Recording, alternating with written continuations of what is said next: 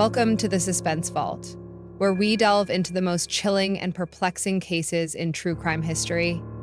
Today, we're exploring the twisted story of Herbert Mullin, a man whose paranoia and delusions led him to commit a horrifying string of murders in the early 1970s.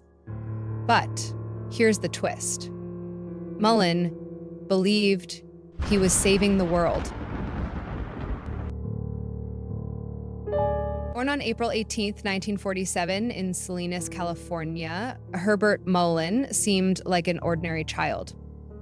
But as he grew older, cracks began to appear in his seemingly normal life. Friends and family noticed he was different, shy, introverted, and deeply sensitive. At the age of 18, tragedy struck when his best friend was killed in a car accident. This loss marked a turning point.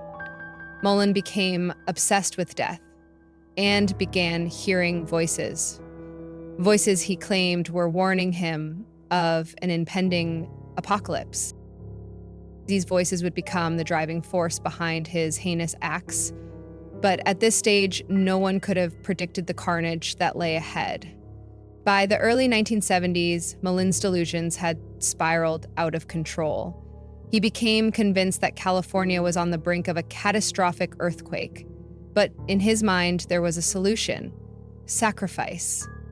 On October 13, 1972, Mullin claimed his first victim, a homeless man named Lawrence White.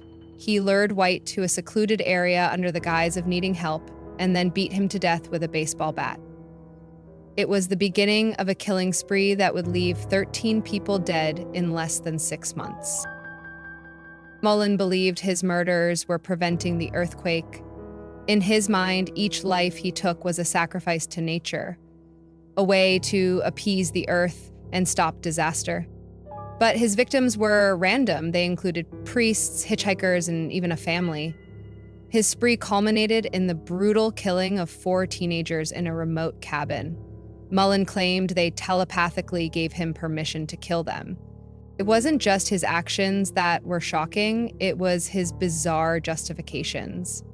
Mullin would later tell investigators that these killings were not only necessary, but commanded by divine forces. Mullin's reign of terror ended on February 13, 1973, when he was arrested after shooting a man in broad daylight. Police linked him to the other murders, and Mullin quickly confessed, showing no remorse. During his trial, experts debated his sanity. Was he a cunning killer or a severely mentally ill man acting on delusions? Ultimately, the jury found him guilty of 10 murders, but he was deemed legally sane and sentenced to life in prison. Herbert Mullin's case remains one of the most unsettling in criminal history. It wasn't just the brutality of his crimes, it was the deeply twisted logic behind them. His story serves as a chilling reminder of the devastating impact of untreated mental illness and delusions. What do you think? Was Herbert Mullin's twisted sense of duty a product of madness? Or was he fully aware of the terror he inflicted? Let us know your thoughts in the comments below. Thanks for joining us on the Suspense Vault. Don't forget to like, subscribe, and hit the bell icon so you never miss our deep dives into the world of true crime. Until next time, stay safe and stay curious.